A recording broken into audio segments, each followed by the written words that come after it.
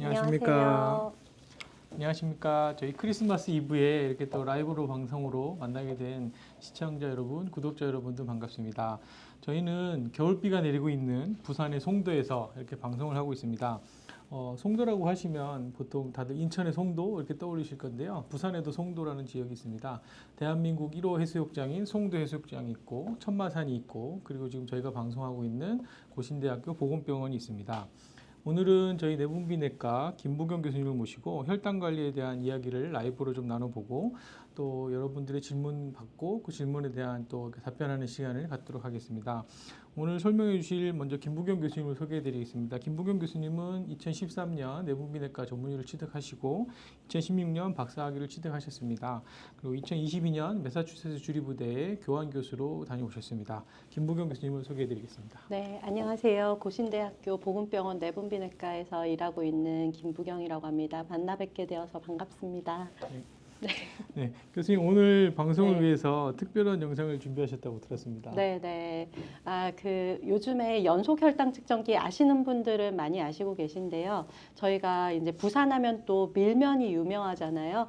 제가 이제 당뇨병 환자들한테 빵, 떡, 면을 먹지 말라고 하는데 밀면이 유명한 음식이기 때문에 이 밀면을 먹었을 때 얼마나 혈당이 올라가는지 한번 연속 혈당 측정기를 달고 또 이제 여러 사람이 상태가 다른 여러 사람이 어느 정도 올라가는지를 한번 실험을 해보았습니다. 그래서 밀면을 먹는 영상을 찍어보았습니다. 네, 부산에 오시면 한 번쯤 드셔보셨을 만한 음식이 돼지국밥, 뭐 밀면 이런 게 있을 건데요. 이제 피란수도 시절에 미국의 원조 밀가루를 이용을 해서 이제 냉면 대신에 밀면이라는 걸 만들어서 지금까지 이제 부산의 대표적인 특색 음식이 됐는데 결국 이제 밀면이라고 하면 밀가루로 만들었기 때문에 탄수화물 식당이 될 건데요.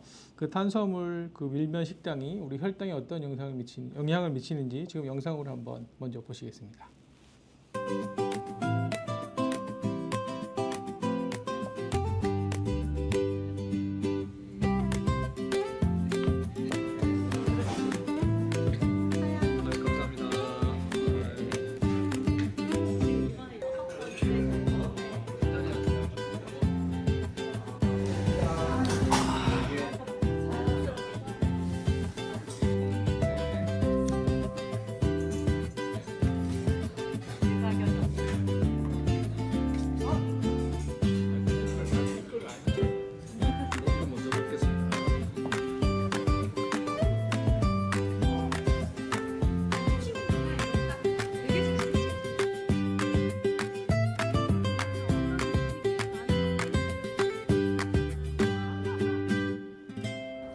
헐.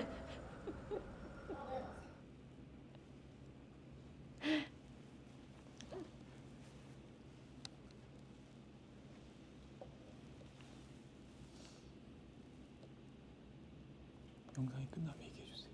네. 끝났어요? 지금 보니까 식사하시고 나서 네. 이렇게 휴대폰 같은 거 이렇게 돼서 네. 무슨 숫자가 나오는데 그거는 어떤 건가요? 연속 혈당 측정기라고요? 이거 좀 벗어도 될까요? 네, 연속 혈당 측정기라고 이제 원래는 1형 당뇨병 환자들을 위해서 만들어진 기계예요. 왜냐하면 1형 당뇨병 환자는 인슐린을 항상 맞기 때문에 저혈당으로 특히 소아 같은 경우에는 자다가 저혈당으로 사망하는 경우가 많았거든요. 그래서 이제 계속해서 내가 혈당을 체크를 하지 않더라도 자동으로 혈당이 체크가 돼서 이제 부모라든지 보호자한테 알람이 뜰 수 있도록 만들어진 기계인데요. 지금은 이제 1형 당뇨병 환자한테는 보험이 되고요. 2형 당뇨병 환자, 그다음에 당뇨병 전 단계 환자, 그리고 일반인들도 뭐 체중 관리라든지 이런 것을 위해서 많이 달고 있어요. 그래서 이거는 이제 이렇게 붙이고 있으면 저도 지금 붙이고 있는데 붙이고 있으면 자기가 자동적으로 5분에 한 번씩 이제 체크를 해가지고 핸드폰으로 그 수치를 전송을 해줍니다. 그러면은 이제 너무 위험할 정도의 저혈당이라든지 위험할 정도의 고혈당이 되면은 이제 알람이 뜨게 되죠. 그래서 저도 지금 하고 있는데 이렇게 수치가 나오고 있습니다. 네. 이렇게 식후 혈당을 재는 저런 제품 같은 경우는 일반인도 그냥 구입을 할 수가 있나요? 아, 네. 지금 이제 처음에는 이게 의료기기로 나왔고요. 네. 그래서 이제 뭐 여러 가지 말이 있었는데 현재는 이제 쿠팡 같은 데서도 구매를 하실 수가 있습니다. 우리나라에서 제가 지금 달고 있는 거는 리브레라는 거고요. 그다음에 이제 우리나라에서 개발한 바로젠이라는 것도 있고요. 그래서 뭐 쿠팡이나 이런 뭐 네이버 그런 데서 검색하시면 구매를 하실 수 있습니다. 그럼 혈당 조절이 잘 안 되고 혈당 조절하기 초기, 예를 들면 이제 당뇨병 약을 드시는 분들은 이제 초기에는 이제 당뇨병 약이 어떻게 영향을 미치는지 그 환자 몸에 따라 좀 다르기 때문에 네. 뭐 저혈당에 빠지는 경우가 있을 수도 있고 네. 또 그냥 혈당 조절이 안 돼서 계속 고혈당으로 유지되는 분들한테 이런 걸 하고 있으면 혹시 조절이 더 잘 되는 건가요? 네, 사실은 이거는 이제 자기가 보고 스스로 생활 습관을 좀 교정할 수 있는 부분이 있어서요. 근데 뭐 요즘에 쓰는 당뇨약은 저혈당이 잘 안 오는 약들이지만요. 이제 본인이 보고 아 내가 어떤 음식을 먹었을 때 혈당이 굉장히 많이 올라가는구나 하면 그 음식을 좀 피하신다든지 그 음식의 양을 좀 줄인다든지 또 어떤 분은 이런 분도 있어요. 내가 달아보니까 밥 먹고 운동을 하니까 많이 안 올라가더라 이렇게 해서 자기는 이제 이거에 2주 정도 가거든요. 14일 가는데 이거를 이제 떼고 나서도 스스로 생활 습관을 교정하셔서 식사하고 난 다음에 항상 운동하시는 그런 방향으로 생활 습관을 교정하고 있습니다.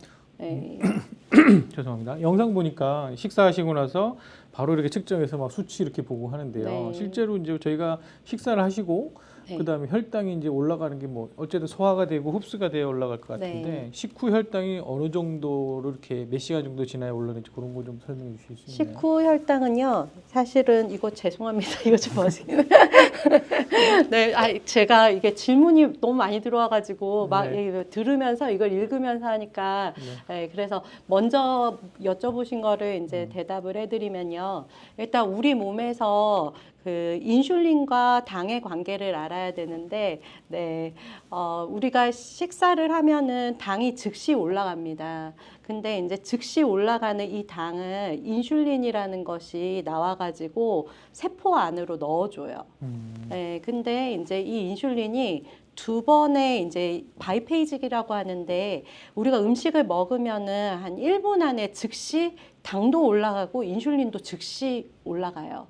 그 이제 펄스 페이지 시크리션이라고 하는데 이게 이제 당뇨병 전 단계인 사람은 요게 점점 안 되기 시작해요. 네, 그러면은 이제 정상인 사람은 저는 아까 제 거는 저 영상에 안 나왔는데 저는 저 영상에서 130인가까지 올라가고 더 이상 안 올라갔었거든요. 그래서 이제 정상인 사람들은 이 퍼스트 페이지 인슐린 시크리션이 잘 나오면서 혈당을 안 올립니다. 혈당 자체를. 근데 이게 잘 안 되기 시작하거든요. 이제 당뇨병 전 단계로 되면서 그러면은 이제 혈당이 많이 올라가겠죠. 똑같은 음식을 똑같은 양을 먹었는데, 근데 그게 이제 1시간쯤 되면은 피크가 되고요. 그때 이제 두 번째 페이지 인슐린 시크리션이 이제 나오기 시작해요. 인슐린이 나오기 시작해요. 그러니까 원래 있던 거는 내가 이렇게 인슐린 보관해 놨던 인슐린이 즉시 팍 나오는 거고 그 다음엔 당을 보고 얘를 떨어뜨리기 위해서 인슐린을 만들어 가지고 인슐린이 나와줘요. 그래서 이제 그때 이제 또 많이 올라갔으면 아까 저혈당 회의 중에 저혈당 있다는 분이 있는데 그분은 그 전에 아주 고혈당이 됐었을 겁니다. 그러니까 그걸 보고 인슐린이 와 지금 당이 너무 많이 올라갔네 하면서 인슐린을 많이 만들어 가지고 인슐린이 퍽 하고 나온 거죠. 그러면 당이 푹 떨어지겠죠. 그때 저혈당 증상을 느끼시는 겁니다. 네. 지금 교수님 말씀하시는 가운데 질문이 굉장히 많이 올라오고 있는데요. 사실 저도 의사고 성형외과 전문이긴 한데 이게 학생 때 배운 거다 보니까 너무 오래돼서 제가 궁금한 게 많아서 제가 먼저 질문을 드렸는데 가능하면 우리 시청자분들, 구독자분들 질문을 좀 들어보고 그거에 대해서 좀 답을 달아주시는 시간이 될 것 같은데요. 뭐 GLP-1 주사라고 하는데 요즘 뭐 삭땡땡, 네. 마운땡땡 네, 뭐 네, 이런 네. 주사 가지고 네. 살도 빠지고 그다음에 뭐 당뇨도 이제 조절이 되고 이렇게 한다고 하는데 실제 여기 산책하는 날들님께서 질문하신 옥님께서 질문하셨는데 당뇨를 진단받았는데 이 주사를 맞아도 되냐 이렇게 네. 물어보셨는데요. 원래 이 약은 GLP-1이라는 거는 당뇨병 치료제로 나왔던 약입니다. 이 GLP-1이라는 성분은 우리가 밥을 먹으면 이제 바로 나와주는 호르몬이거든요. 밥을 그만 먹으라는 신호도 있고 방금 말씀드린 것처럼 인슐린을 만들어주는 역할도 있습니다. 근데 이제 이 약이 여러분들이 아시는 지금 당뇨병 환자들이 쓰고 있는 모든 약들보다 더 먼저 FDA 승인을 당뇨병 치료제로 받았어요. 2004년도에. 그래서 원래 당뇨병 치료제로 쓰고 있던 약입니다. 근데 이게 당뇨병 치료제로 쓰니까 사람들이 막 싫어하는 거예요. 살이 빠진다고. 왜냐면은 막 메스껍고 막 못 먹겠고 속이 더부룩하고 이러니까 살이 빠진다고 당뇨병 치료제로 쓰니까 사람들이 싫어하는 거예요. 그래서 이거를 비만 치료제로 새로 승인을 받았습니다. 비만, 당뇨병이 없는 비만 환자들한테 이거를 해서 그래서 기본적으로 이 약들은 당뇨약입니다. 당뇨병 약입니다. 그래서 당연히 혈당이 떨어지고요. 당뇨병 치료제로 먼저 승인을 받은 약입니다. 그래서 당뇨병 치료제인데 부작용으로 살이 빠졌던 겁니다. 네, 근데 그거를 이용해서 이제 비만 치료제로 활용을 하고 있는 거죠. 비만약은 저한테 필요한 것 같은데. 교수님 그 정도는 아니십니다. 그러면 만약에 이게 기전이 그러면 이 주사를 맞고 밥을 많이 먹어도 살이 안 찌는 건가요? 아, 그런 건 아니고요. 네. 솔직히 제일 기본적인 메커니즘은 밥을 안 먹고 싶게 하는 겁니다. 아, 밥을 네. 안 먹고 싶게 해서 살을 빠지게 하는 네, 역할을 네. 하는 거예요. 그러면 이 주사를 맞고 밥을 열심히 이전처럼 많이 먹으면 살은 하나도 안 빠지는 거네요. 그럴 수 있습니다. 밥을 안 먹고 싶은데 안 먹고 싶은 그 기분을 참고 먹는 사람이 있더라고요. 아, 저 그런 것 같은데. 네, 네. 있더라고요. 네. 네. 다른 또 질문 하시는데요. 당뇨 전 단계라고 하는데 이제 당뇨 진단 받으신 건 아니고 이제 네. 당뇨 전 단계라는 단계에 이제 진단이 있는 것 같은데 뭐 약은 아직 안 먹어도 된다 하셨다고 하는데 뭐 실제 당뇨로 넘어갈까 불안하다고 하시는 분이 있습니다. 그래서 지금 관리를 잘하면 정상으로 돌아올 수 있을까요? 그럼 네. 어떤 관리를 해야 하나요? 이렇게 말씀하셨습니다. 네, 당뇨병 전 단계면 당연히 관리를 잘 하시면 정상으로 돌아가실 수 있는 단계고요. 약을 먹어도 되고 안 먹어도 됩니다. 네, 그 약은 이제 당뇨병 약 중에 몇 가지는 이제 당뇨병으로 넘어가는 그 당뇨병으로 넘어가는 것을 예방하는 그 효과가 있다는 것을 입증한 약들이 있거든요. 그래서 이제 쓰자고 하면 대부분은 안 쓰고 싶어 하시죠. 네, 대부분 안 쓰고 싶어 하시는데 이제 예전에는 제가 쓰면 좋은데 왜 안 쓰시냐 그래서 억지로 먹게도 해봤는데 환자들 중에서는 약을 먹고 싶어 하시는 분들도 있고 스스로 이제 운동하고 식이 조절해서 좋아지고 싶어 하시는 분도 있거든요. 그래서 원하시는 대로 하시면 되겠습니다. 네. 그래서 이게 뭐 대신 한 가지만 더 말씀드리면 당뇨병 전 단계에서 당뇨병 약을 쓸 수는 있는데요. 쓰면 좋은데 보험은 안 됩니다. 비급여로 쓰시면 됩니다. 비급여. 네, 근데 안 비싸요. 네, 보험 적용이 안 된다. 네, 한 알에 100원 정도밖에 안 해요. 괜찮네요. 네. 그러면 이제 이렇게 당뇨 전 단계 계시는 분들이 네. 식이 조절을 말씀하셨는데 보통은 저희가 이제 혈당을 올리는 이제 식사들은 이제 탄수화물 식사들이라고 이렇게 알고 있는데 네. 그러면 혹시나 이렇게 고기, 육류, 지방이나 단백질이 많은 이런 식사를 하면 혹시 그런 당이 좀 덜 올라가서 도움이 되는 건지 그런 거에 대한 얘기를 한번 해주시면. 네. 이제 당에는 뭐 여러 가지 종류가 있는데요. 이제 당을 많이 올리면 방금도 말씀드린 것처럼 인슐린이 많이 올라가겠죠. 근데 이제 그래서 당을 안 먹고 탄수화물 대신 단백질을 먹는 것은 확실하게 당뇨병에는 도움이 돼요. 근데 이제 단백질을 그럼 마음껏 먹어도 되느냐? 이거는 이제 좀 또 다른 문제인데요. 모든 음식에는 칼로리가 있습니다. 당을 안 올려도 이제 탄수화물 음식은 이제 그래프를 이렇게 생각하시면 돼요. 이렇게 쭉 올라갔다가 툭 떨어진다고 정상일 경우에 쭉 올라갔다 툭 떨어진다고 생각하시면 되고 단백질은 얘를 처리하는 과정이 복잡해요. 얘를 이제 당으로 우리가 뭐 어렸을 때 다 학교 다닐 때 생물 시간에 배웠잖아요. 탄수화물 뭐 1g에 4kcal, 단백질 1g에 4kcal, 지방 1g에 9kcal 이거 다 이거는 모두 다 알잖아요. 그래서 단백질도 4kcal의 에너지가 있습니다. 그리고 이제 살이 찌고 이러는 거는 이제 쓰고 남은 에너지는 반드시 지방으로 이제 바뀌어서 이제 축적이 되거든요. 그러니까 단백질은 얘를 당으로 만드는 과정이 매우 복잡하기 때문에 천천히 올라가요. 그래서 내 눈에 안 보일 뿐이지 면적으로 치면 얘도 이제 당을 안 올린다 뿐이지 칼로리가 있습니다. 그래서 마음껏 드시면 살이 찝니다. 연말연시라서 네네. 회식도 많고 하면 고기를 먹고 네네. 또 후식으로 보통 탄수화물을 먹지 그렇죠. 않습니까? 예. 그러면 고기를 먹고 탄수화물은 안 먹는 게 낫다는 말씀이세요? 아, 저도 제가 거의 이제 그 정상이라서 혈당이 거의 안 올라가거든요. 방금도 제 걸 잠시 보여드렸지만 밥 먹고 나서도 150이 잘 안 넘어가요. 근데 150이 넘어가는 때가 있는데 그때가 방금 말씀하신 것처럼 밥 먹고 후식 먹었을 때입니다. 아, 후식으로 고기도 당- 먹고 후식도 네. 먹으면 150 이상 올라간다. 네, 많이 올라가요. 네. 연말연시라서 회식이 많으실 텐데 좋은 팁이 되셨으면 좋겠습니다. 여기 또 질문하신 분 중에 야식을 먹으면 다음날 혈당이 확 올라간다 이렇게 돼 있는데요. 그냥 일반 우리가 아침, 점심, 저녁 정규 식사에 비해서 이렇게 저녁 늦게 먹는 9시나 10시에 먹는 야식이 이런 혈당에 더 안 좋다는 얘기가 있는데 실제로 그런 건지 아니면 왜 그런 건지 혹시 네. 설명 좀. 뭐 여러 가지 이유가 있을 수 있는데요. 기본적으로 제가 호르몬을 보는 내분비내과 의사니까 호르몬에 맞춰서 설명을 해드리면요. 우리 몸은 리듬이 있어요. 그래서 우리 몸에 여러분들 세포 하나하나에 시계 유전자가 있습니다. 그래서 딱 그 시간에 맞춰서 필요한 것들을 이렇게 만들어내요. 그래서 낮에는 이제 아침에 그 스위치 온, 자 이제 에너지를 내자 이런 호르몬들이 쫙 나와요. 그게 대표적인 호르몬이 콜티졸이라는 호르몬이고요.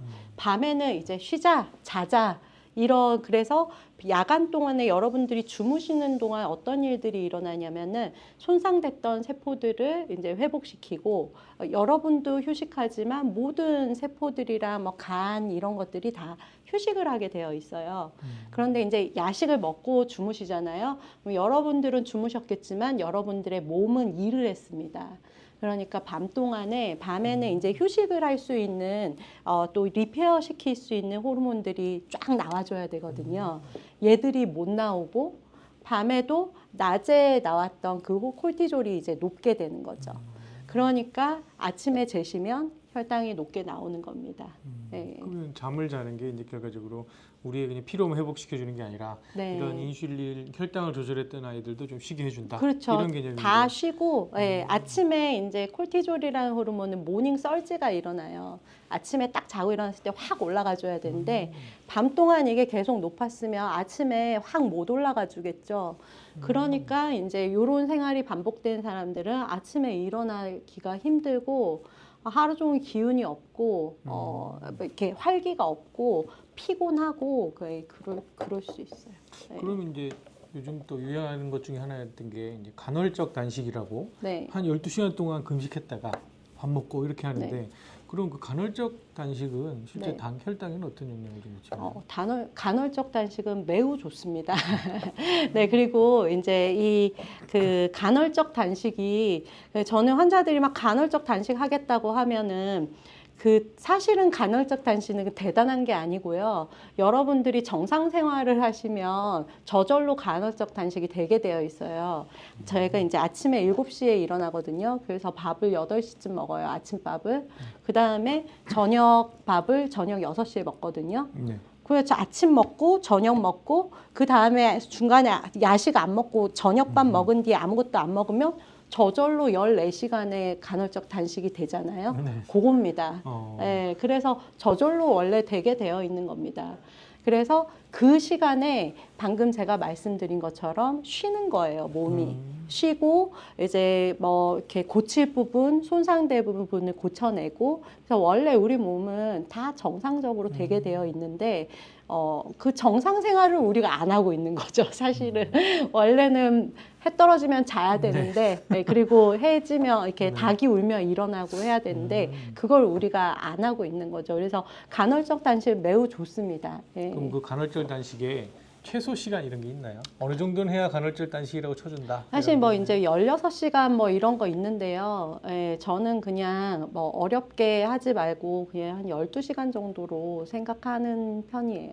예, 환자들한테도 너무 무리하게 16시간 하려고 하지 말고 요 12시간만이라도 지키라고. 예. 뭐 근데 이건 지키는 게 아니고 그냥 요 규칙적인 생활을 하시면 그렇게 되게 되어 있습니다. 네. 예. 마지막 질문 하나 또 올린 게 있는데 50대이시고 당뇨는 아닌데 점심밥 먹을 때는 괜찮은데 네. 짬뽕을 같은 걸 드시고 오후에 한 4-5시간 지나고 나서 식은땀이 난다고 그러는데요. 네. 이거는 당뇨 전 단계인가요? 왜 이러는 거예요? 네, 당뇨병 전 단계이실 가능성이 좀 있어요. 음. 방금도 제가 제일 처음에 말씀드린 것처럼 인슐린 분비가 이제 2단계로 이루어지는데 당뇨병 전 단계일 때, 그다음에 당뇨병 초기 단계일 때는 첫 번째 이 인슐린이 즉시 나와줘야 되는 이 인슐린 분비가 잘 안 되는 거거든요. 그러면은 이제 짬뽕 같은 이제 탄수화물이 많은 이런 음식을, 이게 짬뽕 칼로리 진짜 높거든요. 그래서 정말 짬뽕 짜장면이 많이 올라갑니다.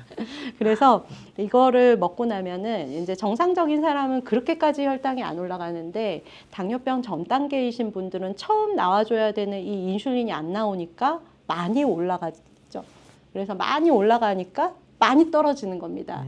그때가 한 4시쯤 될 겁니다. 그럼 그게 네. 저혈당 증세인가요? 그러니까 사실은 그때 재보시면 제가 이 저혈당이라고 오시는 분들을 이 연속 혈당 측정에 붙여보면 실제로 저혈당 레벨까지 떨어지는 분들은 몇 명 안 돼요. 근데 떨어지는 분들도 있어요. 네, 팍 떨어졌다가 이제 즉시 올라오는데, 이제 정상인 분들은 떨어졌다가도 즉시 올라오거든요. 근데 이게 왜 우리가 엄청 높이 올라갔다가 확 떨어지면은 많이 떨어지잖아요. 더 빨리 떨어지잖아요. 그런 것처럼 당도 마찬가지거든요. 그래서 많이 올라갔다가 급격하게 떨어질 때 그걸 느끼시는 겁니다. 저혈당 증상을. 그러니까 혈당이 네. 롤러코스터를 타는 거예요. 맞아요. 그래서 이제 제일 좋기는, 제가 당뇨병 환자들한테도 이제 항상 얘기하지만, 혈당이 이제 그거 뭐 떨어지고 높고, 이게 평균 혈당은 똑같지만요. 이제 저랑 그 방금 말씀하신 이분이랑 당화혈색소를 재면은 오히려 이분이 조금 낮게 나올 수도 있어요. 왜냐하면 팍 떨어진 게 평균에 포함이 되니까요. 근데 이제 그것보다 결국은 중요한 거는, 제 혈당의 제 1일 그래프를 이제 보여드릴까요, 한번? 1일 패턴을 보여드리면 보시면은 거의 일정하잖아요. 거의 아무리 많이 올라가도 거의 피크가 없잖아요. 그러니까 당뇨병 전 단계이신 분들은 피크가 굉장히 많이 올라갔다가 많이 떨어졌다가 많이 올라갔다 많이 떨어졌다가 합니다. 그럼 평균 내면은 저랑 당화혈색소를 체크하면 저랑 똑같거나 저보다 오히려 조금 더 낮거나 이렇게 될 수 있거든요. 그렇지만 이제 중요한 거는 이게 기복이 없는 거죠. 그래서 당뇨병을 조절하는 것도 마찬가지입니다. 혈당이 많이 안 올라가게 하시고 많이 안 떨어지게 하시고, 요게 더 중요합니다. 예. 그럼 여기 보면 어떤 분이 또 질문하셨는데 저혈당 관리법이 궁금하다 이렇게 하셨는데, 저혈당이라면 얼마 이하를 일단 저혈당이라 하시나요? 사실 이제 의학적으로 의미 있는 저혈당은요, 50 미만으로 50 미만. 그럴 네. 때는 관리를 어떻게 해야 되는지. 근데 50 미만으로 떨어지는 사람은 없습니다. 정상이라면. 그래요? 50 미만으로 떨어지는 사람은 뇌하수체 기능에 문제가 있다든지 뭐 이런 분들이에요. 아주 심각한 병이 있다든지, 아니면 인슐린 주사를 맞는 분들, 네. 이런 분들은 이런 의미 있는 저혈당이 있을 수 있어요. 근데 보통 대부분의 사람들이 말하는 저혈당 증상이라는 거는 어떤 거냐면, 이제 식은땀이 나고, 뭐 배가 고프고 막 뭘 먹어야 되겠다 이러면서 뭐 손이 떨린다 막 이렇게 말씀하시잖아요. 그게 뭐냐면은 이 50까지 떨어지는 이 저혈당을 막기 위한 우리 몸의 정상 반응입니다. 그래서 보통 이 반응은 언제부터 오냐면 한 70? 이 정도 되면은, 이제 80 밑으로 떨어지면은, 이제 어떤 증상이 나타나나요? 80 밑으로 떨어지면 우리 몸의 호르몬이 먼저 바뀌어요. 인슐린은 줄이고 글루카곤이라는 호르몬이 올라가기 시작해요. 이게 먼저 바뀌고요.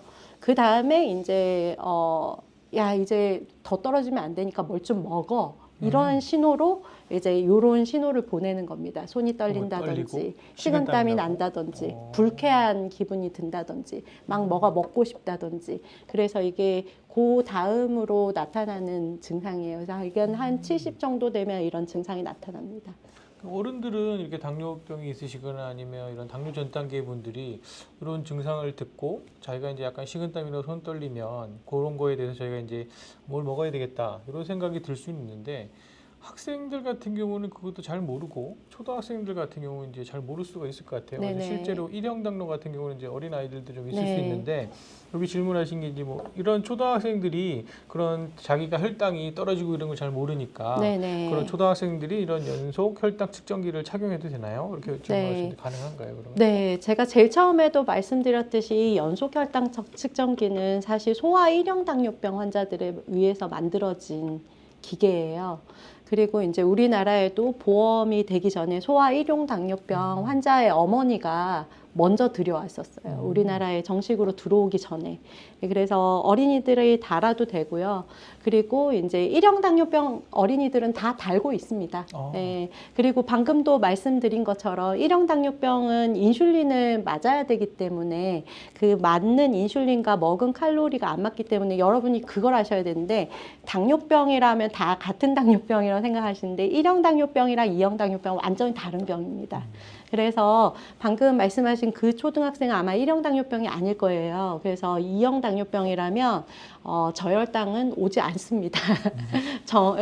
정상적인 사람은 저혈당이 절대 안 와요. 그래서 저혈당이 안 오기 때문에 너무 걱정하실 필요는 없고요. 굳이 뭐 달아가지고 막 신경 쓰실 필요는 없고 한 번 달아볼 수 있는 거는 이 친구가 이제 이 초등학생인데 2형 당뇨병이 왔다? 이거는 굉장히 비만할 가능성이 있기 때문에요. 이제 뭐 달아서 혈당을 많이 올리는 음식을 좀 피하고 살을 빼게 하는데 좀 집중하시면 될 것 같습니다. 네. 질문에 나오셨는데 이제 뭐 평생 약 당뇨병 환자는 평생 약을 먹어야 되냐 이렇게 질문하셨는데요. 사실 주변에 보면 자기가 당뇨 진단을 받으시고 이제 당뇨 진단 받으시면서 이제 약을 드시기 시작하신 거죠. 당뇨약을 드시기 시작을 했는데 그러니까 자기도 관리를 해야 되겠다 하면서 살도 좀 빼시고 운동도 하셔서 혈당 관리도 잘 하시고 이러면 이제 실제로 혈당이 많이 줄어들잖아요. 많이 낮아지고 하는 분들이 그럴 때마다 이제 간혹 질문을 하세요. 그 이제 내가 운동도 하고 살도 뺐으니까 이제 당뇨약을 좀 끊어도 되지 않을까? 그렇게 질문하시는 분들이 있는데 네. 교수님 의견은 어떠십니까? 끊어도 죽진 않습니다. 근데 안 끊는 게 더 좋습니다. 안 끊는 게 좋다. 왜냐하면은 이제 우리 당뇨병을 이제 이해를 하려면 여러분들 눈에는 혈당이 보이지만요, 이 혈당이 올라가기 시작하는 데는 베타셀이라고 하는 데서 인슐린을 만드는 이제 췌장에 베타셀이라는 데가 있거든요. 그러니까 베타 세포에서 인슐린을 만들어내는 능력이 있는데 이 능력이 100 정도가 이제 원래 100으로 우리가 가지고 있거든요. 근데 이제 이게 나이가 들면서 이 기능이 떨어지기 시작해요. 네. 근데 이제 떨어지기 시작해서 이 췌장에 베타 세포가 50% 정도 남으면 혈당이 올라가기 시작합니다. 예, 그런데 이게 시간이 지나면 계속 떨어질까요? 올라갈까요? 이 베타세포 기능이 계속 떨어지겠죠. 이거는 노화의 일종입니다, 사실. 근데 이거를 이제 여러분들이 젊은 나이에 빨리 쓰면은 빨리 늙는 거죠. 예, 그래서 이제 당뇨병 초기 단계에서는, 아주 초기 단계에서는 50% 남아있을 때는 내가 막 체중을 확 줄이고 그다음에 생활 습관을 많이 바꾸면은 뭐 정상으로 돌릴 수는 있어요. 근데 이제 그렇지 않은 분들 있잖아요. 이제 원래 말랐고 원래 내가 많이 먹지도 않고 그런데 당뇨병이 왔다. 그러면은 약의 도움을 받으셔야 되고요. 그다음에 이제 그 당뇨병이 있은 지 오래됐다. 이러면은 지금 계속해서 베타세포 기능은 떨어지고 있기 때문에요. 여기서 이제 약으로 도와주고 있었는데 약의 도움을 빼잖아요. 그럼 더 빨리 떨어지겠죠. 그러면 더 빨리 인슐린을 맞을 수밖에 없는 단계로 가도록 만드는 겁니다. 그래서 지금 약으로 잘 조절되고 있다면 베스트는 뭐냐? 이 상태를 얼마나 오랫동안 가져갈 것이냐. 이게 이제 베스트인 거예요. 그래서 약을 끊으면 올라가게 되어 있어요. 그러면 그거를 다시 이제 올라갔잖아요. 그래서 이제 약을 끊고 오시는 분들이 많거든요. 그러면 이제 끊으면 올라가요. 올라가면은 이제 그거를 똑같은 약을 쓰잖아요. 그러면은 다시 내가 요 앞에 상태랑처럼 가느냐? 거기까지 못 갑니다. 왜냐하면 이 올라가는 기간 동안 췌장의 베타세포가 손상이 됐을 거 아니에요. 더 많이 늙었을 거 아니에요. 더 많이 이제 줄어들었을 거 아니에요. 그러니까 똑같은 약을 써도 이전만큼의 효과를 못 내는 거죠. 예, 그다음에 이제 난 약 끊었는데 안 올라가던데 이런 분들도 있어요. 혈당은 안 올라갈 수 있어요. 그렇지만 여러분들의 베타 세포는 계속 줄어들고 있습니다. 예. 결론은 이제 당뇨를 드시기 시작하신 당뇨병 진단 받으신 분은 운동을 아무리 열심히 하고 체중을 관리하셔도 당뇨약을 드시는 게 좋다. 그런 말씀인 것 같습니다. 네네. 네. 근데 물론 제가 끊어드리는 경우 있어요. 방금 말씀드린 것처럼 되게 젊은데 되게 너무나 비만해서 생겼던 이형 당뇨 이런 거 있잖아요. 그런 거는 이 사람이 제가 전에 어떤 친구가 20kg 빼왔더라고요. 그래서 그 친구는 끊어줬어요. 그런 경우 있을 수 있습니다. 네. 여기 뭐 따로 질문 한 분 하신 분 중에 교수님 말씀하신 거 잠깐 나왔는데 체중이 정상 범위인데 당뇨 전 단계가 나왔다고 해서 당황하셨다고 살이 안 쪄도 당뇨 전 단계가 올 수 있는 건가요 하셨는데 아까 말씀하신 거 보면 이렇게 마른 체형에서도 당뇨병 환자분이 생길 수 있다 그렇게 네. 말씀하신 것 같고 또 말씀하시는 중에 이제 나이가 들면 세포를 많이 쓰고 뭐 해서 그런 혈당이 잘 관리가 안 된다 그러는데 실제로 연세가 좀 드실수록 뭐 이렇게 혈당 관리가 잘 안 되는 게 맞는지. 네. 아니요. 연세가 많이 드셔도 혈당 관리를 잘 하시는 분들이 훨씬 많아요. 사실 이게 이제 조사를 이제 대한당뇨병학회에서 나온 팩트시트에도 나와 있는데요. 이제 관리가 잘 안 되고 혈당이 목표 혈당에 도달 안 한 사람은 젊을수록 그래요. 네, 젊을수록 건강을 신경 안 쓰죠. 자기는 안 불편하니까. 근데 이제 연세 드신 분들은 철저하게 관리하십니다. 막 하루에 1000보씩 꼭 걸으시고 막 약도 꼭 챙겨 드시고 젊은 사람들이 이따 약을 좀 잘 안 먹거든요. 네, 말을 잘 안 들어요. 근데 이제 어르신들은 정말 꼬박꼬박 잘 챙겨 드십니다. 그래서 되게 관리가 잘 되시는 분들이 많아요. 네. 네. 저희가 아까 말씀드렸던 건 이제 저혈당이 생겼을 경우에는 뭐 식사를 빨리 하셔야 되고 정말 많이 낮아진 경우 의식을 잃을 수 있으니까 응급실 와야 된다 이런 걸 알고 있었는데요. 여기 질문하신 분이 또 혈당이 또 너무 높게 올라가는 경우도 있을 건데 네네. 얼마나 많이 높이 올라가면 응급실을 가야 하는가 이렇게 질문해 주신 분이 있으십니다. 혈당이 높이 올라가는 거는 사실 응급실에 안 오셔도 됩니다. 안 오셔도 돼요. 네, 근데 이제 고혈당이 지속될 때, 네, 고혈당이 이제 지속되는 경우가 있거든요. 그러면 이제 몸에 여러 가지 문제가 생기는데 고혈당이 지속되면은 이제 산증이 올 수 있습니다. 그게 이제 우리가 말하는 당뇨병성 케톤 산증이고요. 이럴 때는 이제 의식을 잃게 되기는 합니다. 그다음에 이제 그 산증이 안 오더라도 이제 고혈당이 지속되면은 HHS라고 해가지고 그 삼투압성 그 의식 저하죠. 그래서 이런 경우에는 뭐 응급실에 오실 수밖에 없고요. 일반적으로는 이건 아주 극히 드문 경우예요. 일반적으로 올라가는 고혈당은 시간 지나면은 이형 당뇨병인 경우에는 반드시 떨어지게 돼 있습니다. 시간 지나면 네네. 떨어지니까 걱정 안 하셔야 그 중간중간에 된다. 이제 떨어질라 하면 또 먹고 떨어질라 하면 또 먹고 이렇게 하면 이제 안 떨어지겠죠. 저한테 계시는 건 아니에요. 네. 또 여기 보면 당뇨가 어느 정도 진행돼야 당뇨발이 되는 네. 건가요? 이렇게 질문하셨는데요. 네네. 네. 사실 이제 당뇨발이라는 거는 관리만 잘하시면 안 올 수 있고요. 뭐 당뇨가 오래됐다고 해서 꼭 오고 진행이 많이 됐다고 해서 꼭 오는 건 아니고요. 이제 당뇨발이라고 하는 거는 결국 혈관의 문제인데요. 혈관이 이제 여러분들 제가 이제 왜 약을 꼭 드셔라, 혈당 조절이 잘 돼야 된다 이렇게 하는 이유가 당이 높을수록 혈관이 빨리빨리 손상이 됩니다. 그래서 이제 발에 가는 미세 혈관들이 발에 이제 혈액을 공급해주는 그 혈관들이 막히는 거죠. 네, 그 상태에서 발에 상처가 났다. 이러면은 이제 그리고 이제 요거 막히니까 요 발로 가는 신경도 죽게 되거든요. 네. 그러니까 발에 그 발에 상처가 나는 걸 잘 모르는 거죠. 네, 그다음에 이제 화상을 입어도 자기 뜨거 해야 되는데 이게 안 되는 거죠. 그래서 이제 옛날에 우리 막 그 불 떼고 이럴 때 있잖아요. 온돌 막 불 떼고 이럴 때 그 장판이나 이런데 뜨거운 줄 모르고 대고 있다가 이제 보통 같으면은 이제 뜨거 이래야 되는데 이제 뜨거운 줄 모르니까 대고 있다가 화상을 입고 거기에 이제 상처가 생기고 그 다음에 이제 자기는 안 아프니까 상처가 생긴 줄도 모르고 있다가 거기 감염이 생기고 이래서 이제 막 발을 절단해야 되는 이런 경우가 있는데 그래서 이제 제일 첫 번째는 당을 잘 조절하시면 혈관이 건강할 거기 때문에 괜찮고요. 당뇨가 아무리 오래됐어도 혈당을 잘 조절하셨으면 괜찮고요. 네. 그 다음에 이제 평소에 발을 잘 관찰하시면 됩니다. 발에 상처가 생기지는 않는지 또 상처가 생겼다면 놔두지 말고 즉시 뭐 처치를 해준다든지 그러면 걱정 안 하셔도 됩니다. 실제로 당뇨발 환자들은 이제 성형외과 와서 진료를 받으시는 경우가 많이 있거든요. 근데 네. 이제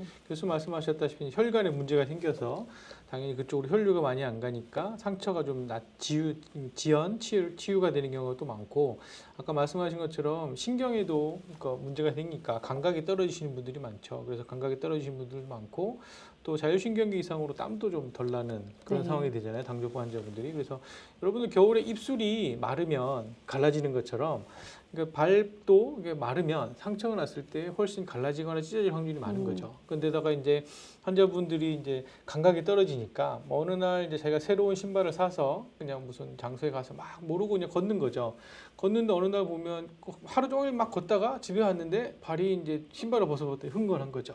그러면 자기가 상처가 나는지도 모르면서 계속 네. 그냥 걸어 다니신 거죠. 사실 맞아요. 저희 같은 네. 경우는 그냥 걸어 다니다가 뭐 새로운 구두를 샀을 때 발 뒤꿈치가 이렇게 까지면 보통 아프니까 뭐라도 붙이고 하는데 당뇨병 환자분들 같은 경우는 이제 당 조절이 안 되고 하시면 그런 신경도 떨어지고 그 신경이 떨어지니까 자기가 상처 난 줄 모르고 네. 그러면 상처 난 줄 모르고 있는 상태에서 계속 자극이 되면서 이제 상처가 생기면 이제 드디어 이제 우리 피부가 찢어지거나 이런 상태가 되는 건데 네. 그 이후에는 이제 당연히 이제 상처가 우리 자연적인 치유 과정에서는 상처가 치유돼야 되는데 혈류 관계가 좋지 않으니까 또 상처 치유가 지연되고 그러다 보니까 결국 이제 흉터가 이제 상처가 이제 넓어지면서 네. 정말 안 되는 경우는 이제 절단을 해야 되는 경우가 맞아요. 생기는 거죠. 네. 그래서 만약에 이제 그런 분들이 오시면 여러 가지 뭐 혈류 확장제를 쓰기도 하고 뭐 막힌 혈관을 뚫어주는 시술도 하기도 하고 뭐 성형외과적으로는 그걸 재건하는 방법도 하고 있는데 모든 당뇨발 환자분들이 오셔도 저희가 제일 먼저 하는 얘기는 일단 혈당 조절을 잘 하시면 좋아집니다. 라고 얘기하고 내분비내과 외래를 잡아드리고 그렇게 보내드리고 있습니다. 네. 저도 사실 저희 병원에 교수님이 계셔서 당뇨를 마음이 편안합니다. 잘 봐주셔가지고 네. 감사합니다. 여기 또 보시면 뭐 매일 아침에 일어나자마자 아르기닌 하나를 복용하는데 공복 혈당을 측정하는 날에는 복용 안 하는 게 좋을까요? 뭐 이렇게 돼 있는데요. 상관없을 것 같아요. 아르기닌은 뭐 아미노애시드잖아요. 네. 그러니까 뭐 기전적으로 뭐 영향을 미칠 것 같지는 않습니다. 그리고 또 검진센터가 멀리 있어서 공복 시간이 8에서 12시간 정도 되는데 전날 밤에 23시쯤 계란이나 요거트 같은 음식으로 배를 채워주는 게 공복 혈당을 낮추는 데 도움이 될까요? 이렇게 물어보시는데요. 네, 뭐 사실 이제 정상적인 사람이라면 아무 상관없습니다. 네. 아무 상관없고 근데 이제 배가 고플까봐 미리 드시는 거는 뭐 괜찮을 것 같습니다. 네. 네. 그리고 공복 시간이 길어지면 오히려 혈당이 증가한다는 말도 본 것 같다는데 사실인가요? 이거는 이제 대표적인 당뇨병 전 단계이신 분들에서 나타나는 현상이고요. 이제 원래 이제 여러분들이 밥을 안 먹어도 이제 안 죽잖아요, 당장. 원래 이제 우리 뇌는 당만 사용하거든요. 그래서 혈당이 방금 이제 저혈당이 왜 문제냐면은 방금 제가 의미 있는 저혈당 50 이하 했잖아요. 50 이하가 되면 의식을 잃습니다. 그리고 뇌가 손상이 돼요. 그래서 이게 우리 몸은 반드시 당이 있어야 되거든요. 근데 여러분들이 이제 밥을 안 먹고 있어도 아까 뭐 간헐적 단식 해가지고 뭐 16시간 굶어도 당이 괜찮잖아요. 그 이유가 간에서 당을 만들어내고 있습니다. 네, 그래서 여러분들이 안 드시면 간에서 당이 나와요. 네, 그래서 간에서 당이 나오는데 이게 인슐린과 딱 균형을 맞추고 있어요. 그래서 당이 필요 이상으로 올라가면 인슐린이 나와줘서 야 이제 간에 신호를 보내는 거죠. 야 이제 충분히 올라왔으니까 그만 만들어. 이렇게 하면은 이제 간에서 그만 만들고 또 이제 떨어지려고 하면 간에서 다시 만들고 인슐린이 그만 만들어도 돼. 이래서 여기 평형을 딱 이루고 있는데 당뇨병 전 단계가 뭐냐면 인슐린 저항성이라는 거 들어보셨죠? 이제 이 인슐린 저항성이 뭐냐면은 저항한다. 저항이 뭐예요? 시킨 대로 말을 안 안 듣는 하는 거잖아요. 그러니까 인슐린 저항성이라는 게 뭐냐면은 인슐린이 시키는 말을 안 듣는 거예요. 그래서 이제 간이 이 말을 잘 못 알아듣는 거죠. 그래서 이제 인슐린이 그만 만들어도 돼 하는데 그러니까 간이 말을 안 듣고 계속 당을 만드는 거예요. 그럼 인슐린이 자꾸 올라가겠죠. 그래서 인슐린 양이 계속 많아지는 거예요. 간은 계속 만들어내는 거예요. 네. 계속 올라가는 거예요. 그래서 기본 이제 베이스라인 세팅이 저는 공복에 한 80 정도 되거든요. 네, 근데 이제 나이가 들면서 이제 베이스라인 계속 올라가는 거예요. 그래서 이제 그 뭐 방금 말씀하신 요 분들은 베이스라인이 높은 분들이에요. 네, 높은 분들인데 이제 평소에는 이제 밥을 먹고 제가 아까 그랬잖아요. 당뇨병 초기라든지 전 단계에는 뒤에 나오는 인슐린은 만들어내요. 그 만들어내기 때문에 이제 음식 먹고 뒤에는 확 떨어져요. 인슐린 만들어내니까. 확 떨어지는데 이제 공복이 길어지면 이 간과 인슐린의 저항성만 남게 되는 거죠. 말 안 듣는 간과 그래서 지방간이 있을 가능성이 매우 높고요. 그럴 가능성이 있습니다. 또 보리님 질문하셨는데 25세인데 2형 당뇨 진단 받으시고 트레시바 인슐린 맞고 있다 하십니다. 근데 혈당도 공복 혈당 괜찮고 한데 아침 먹고 나면 너무 졸리다 하는데 이건 어떻게 되는지 혹시 이게 약이 너무 과한 건 아닌지? 25세 2형 당뇨병이면 그러게요. 인슐린을 맞고 있으면은 아마 처음에 지금 혈당 상태를 봐야 알 것 같은데요. 네. 만약에 이제 인슐린이 과해서 그런 거라면 이제 저는 사실 이제 25세고 2형 당뇨병이고 혈당이 잘 조절되고 있으면 한번 인슐린을 끊어볼 것 같기는 하거든요. 근데 이제 끊을 수 있는 상태인지를 봐야 되는데요. 졸린다는 것과 어느 정도 당이 관련이 있을지는 사실 이렇게 봐서는 잘 모르겠습니다. 정확하게 지금 의학적인 상태를 검사를 해서 확인을 해보셔야 될 것 같아요. 그래서 혼자 끊으지 마시고 네, 그렇죠. 원래 약을 네. 처방받고 계신 병원에 가셔서 네. 내분비내과 선생님이랑 상의하셔서 네. 이런 증상을 말씀하시면 다음 약을 처방하실 때 좀 도움이 네. 되게끔 이 좀 선생님이 이유가 있어서 이제 이렇게 처방을 하시고 계신 걸 거기 때문에요. 네. 선생님에게 정보를 많이 주셔야 됩니다. 네. 68세 환자분은 아니신데 당뇨가 3년 되셨고 지방간, 혈압, 비만이 있다 하시는데요. 살 빼야 당뇨가 치료될까요? 당뇨 이게 5.7이라는 거는 아마 당화혈색소 말씀하시는 것 같은데. 65세 이상이면은 이제 제가 꼭 살을 빼야 된다고 이게 강조하기에 조금 어려운 이유가요. 이제 65세 이상부터는 너무 마르면 또 안 좋거든요. 살 빠지면 또 안 좋아요. 근데 이제 만약에 지금 이제 지방간도 있으시고 혈압도 있고 살이 많이 찌셨다면 그 생활 습관에서 살이 계속 찌게 하는 어떤 생활 습관이 없는지를 한번 보시고, 예를 들면 뭐 떡을 좋아하신다든지 음료수를 좋아하신다든지 뭐 믹스 커피를 내가 하루에 막 어떤 분들 10잔씩 드시고 이러거든요. 아니면 과일을 너무 많이 먹는다든지 이런 계속 살이 찔 수밖에 없는 습관이 없는지 한번 돌아보시고, 이걸 교정하면 저절로 빠지게 되는 체중이 있어요. 예를 들면 제 환자 중에서는 제가 믹스 커피만 끊으라고 했는데 믹스 커피만 끊었는데도 3kg 정도 빠졌거든요. 그 정도는 교정하셔도 되는데 내가 살을 빼겠다면서 다이어트 하겠다면서 안 드시고 막 이런 거 있잖아요. 젊은 사람들 하는 것 같은 그런 다이어트는 하시면 안 됩니다. 네. 여기 보시면 또 질문이 비만인 사람이 당뇨에 걸렸을 때 체중을 감량해야 도움이 된다 이렇게 말씀하셨고, 당뇨에 걸리면 증상 중 하나가 체중 감소가 생길 수 있다 이렇게 했는데요. 그러면 비만인 사람이 당뇨에 걸리면 체중 감소가 없어서 체중을 줄이라고 하시는 건가요? 이렇게 질문하셨는데. 네, 그 당뇨병이 걸렸을 때 체중 감소가 일어나려면 혈당이 아주 높아야 됩니다. 그래서 요즘에는 이 증상을 가진 분들이 거의 없어요. 이거는 옛날에 우리가 건강검진이라는 것이 없을 때, 자기가 당뇨병인 줄 모르고 혈당이 200 이상 올라갔을 때, 그때 이제 다음 당뇨 다식이라는 증상이 생기는 거예요. 근데 요즘에는 이제 건강검진을 매년 하시기 때문에 당뇨병 전 단계에서부터 우리가 알거든요. 네, 그래서 이런 증상이 살이 빠질 정도로 혈당이 올라가는 분들이 거의 없어요. 그래서 당뇨병 증상에 살이 빠진다라고 하면 매우 고혈당일 때 나타나는 증상입니다. 당하혈색소가 9%, 10% 이상일 때. 예, 그래서 그거는 가 걸려서 체중이 빠지는 건 그런 거고요. 그래서 이제 비만인 사람이 당뇨에 걸리면 이제 비만인 대표적인 문제가 이제 지방간 뭐 이런 거잖아요. 그리고 이제 비만이 있으면은 방금 제가 말씀드린 인슐린 저항성 이런 게 생기거든요. 그러니까 인슐린 말을 안 듣는 거죠. 그러니까 똑같이 음식을 먹었는데 혈당을 떨어뜨리려면 이제 저 같은 사람은 인슐린이 1 필요하면 그 비만인 사람은 한 100쯤 필요한 거죠. 그러면은 이제 췌장이 인슐린을 만들어내야 되는 일의 양이 한 100배쯤 되는 거죠. 그러면은 100배 빨리 늙겠죠.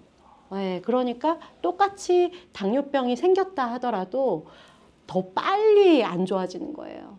네, 더 빨리 이제 안 좋아지는 거죠. 합병증도 더 빨리 오고, 네, 그렇게 되는 거죠. 그래서 이제 비만으로 오신 당뇨병은 반드시 체중을 빼야 됩니다. 네. 또 질문이 있는데요. 여기 보니까 연말연시라서 아마 질문하신 것 같은데 모임이 네. 많으신가 봅니다. 당뇨 환자가 음주를 자주 하면 당뇨가 더 심해질까요? 이렇게 하셨는데 네. 그럼 저희가 뭐 이런 음주가 당뇨에 미치는 영향은 어떠신지 한번 네. 방금 제가 인슐린을 만들어내는 기관이 췌장이라고 했습니다. 네. 네. 음주를 하시면 술이 췌장을 파괴합니다. 네. 때리나요? 알코올이 가서. 네네. 정신 못 차리게. 아, 그래서 내가 취하는 게 아니고 췌장이 취하는. 그래서 당뇨병 있으신 분들은 술 마시고 다음날 저혈당 오신 분들이 많아요. 많이 네. 맞아서. 네.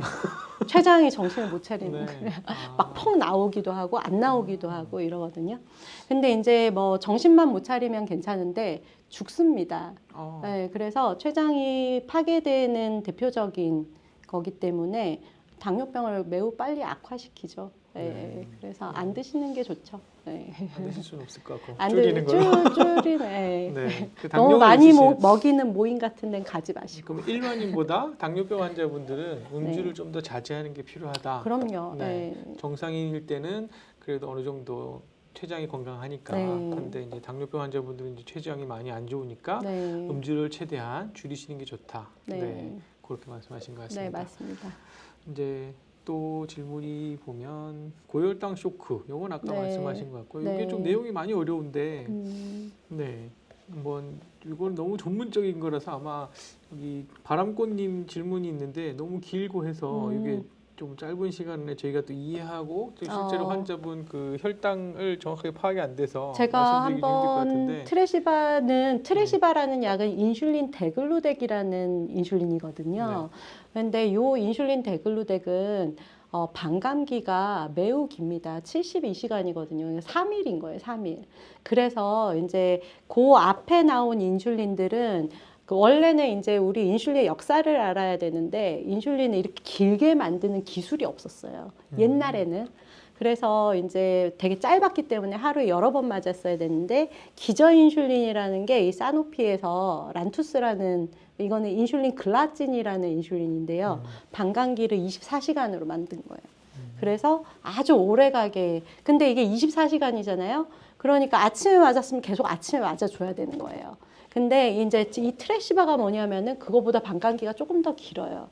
그래서 반감기가 3일이기 때문에 하루에 아무 때나 맞아도 됩니다. 그래서 아침에 맞아도 되고 저녁에 맞아도 되고 아침에 맞아야 되는데 까먹으면 저녁에 맞아도 되고. 그래서 이 트레시바는 저희가 어떨 때 쓰냐면은 출장이 잦아가지고 이렇게 비행기 타고 시차가 막 있고 막 이런 사람들 있잖아요. 이런 사람들에게 적합한 인슐린이거든요. 그래서 아침에 맞아도 되고 저녁에 맞아도 되고 하루 중에 아무 때나 한 번만 맞으시면 됩니다. 네. 네. 그리고 또 제가 들은 것 중에는 이제 저희가 고지혈증 이런 환자분들도 많이 계시는데 이제 고지혈증 있으면 이제 고지혈증 약을 드시잖아요. 근데 고지혈증 약을 또 너무 오래 먹으면 당뇨를 유발할 수도 있다라고는 네. 하지만 그래도 고지혈증 약을 드셔야 되는 이유에 대해서 한번 설명해 네. 주시면. 이런 거죠. 우리가 하는 모든 일에는 여러분들 투자도 하시겠지만 언제나 리스크 앤 베너핏이 있잖아요. 네, 근데 이제 고지혈증 약을 스타틴이라는 약인데요. 고지혈증 약을 먹으면은 베너핏이 이만큼입니다. 근데 당뇨가 생길 가능성이 뭐 하자드 이슈 0.1 뭐 이렇거든요. 그러니까 0.1 얻을 수 있는 득은 굉장히 많고 그래서 이제 당뇨병 환자들은 뭐가 문제냐면 제가 아까 당뇨발 할 때도 말씀드렸지만 혈관이 문제잖아요. 그래서 혈관에 문제가 생기는 게 문제인데 이 혈관에 동맥경화, 죽상 동맥경화라고 해가지고 여기 찌꺼기가 차요. 근데 당뇨병 환자는 이게 더 빨리 많이 찹니다. 그래서 이제 당뇨병이 있는 것만으로도 이 죽상 동맥경화의 위험이 되거든요. 그래서 이제 요거를 반드시 이 약을 먹어줘야 되는데, 그러니까 당뇨병 환자에서는 이 스타틴의 고지혈증 약을 먹어주는 게 엄청난 도움이 되겠죠. 요걸 안 생기게 하니까. 근데 이제 뭐 혈당이 올라가는 거는 아주 미미합니다. 네. 지금 저희가 준비한 시간 동안 많은 얘기를 나누고 또 시청자분들, 구독자분들 질문하셔서 저희가 답변을 최대한 드리려고 노력을 했는데 오늘 또 시간이 다 돼가지고요. 교수님 마지막으로 마무리하는 말씀으로 이렇게 혈당 관리에 대해서 한 말씀 해주시고 마무리하도록 하겠습니다. 네, 제가 이 내분비내과 의사로서 당뇨병 환자를 보면서 늘 느끼는 건데 당뇨병 조절은요 공부랑 똑같습니다. 하루아침에 되는 것도 아니고 매일 해야 되고 꾸준히 해야 되고 그다음에 하루 뭐 많이 먹었다고 실망하실 필요도 없습니다. 공부 잘하던 친구가 하루 공부 안 했다고 갑자기 꽁뚱되는 거 아니잖아요. 그러니까 하루쯤 뭐 내가 어제 회식 있어서 많이 먹었는데 하고 너무 또 실망해서 오시는 분들이 있거든요. 그러실 필요가 없습니다. 그래서 매일매일 꾸준히 그리고 정상적인 생활을 하시면 매우 건강하게 여러분들의 선생님들과 잘 관리하실 수 있습니다. 네, 감사합니다. 네. 오늘 함께해 주셔서 감사합니다. 네. 메리 크리스마스! 메리 크리스마스!